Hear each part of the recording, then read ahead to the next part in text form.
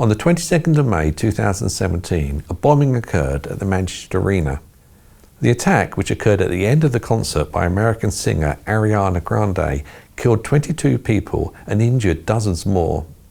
In the aftermath of the attack, the British government launched a comprehensive investigation into the circumstances surrounding the bombing. The investigation, which was led by the Manchester Arena Inquiry, released its findings in a report on the 3rd of November 2022. The report found that there were several key failures that contributed to the attack, including inadequate security at the arena, poor communication between agencies. The report also found that the attacker was not acting alone, and he had received support from a network of individuals who shared his extremist ideology.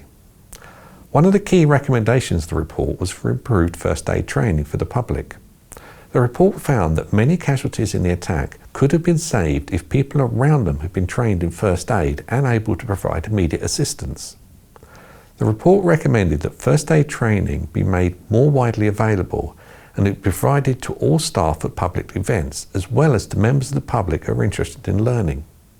By implementing these recommendations, the hope is that future incidents could be dealt with more effectively and it can lead to more lives being saved.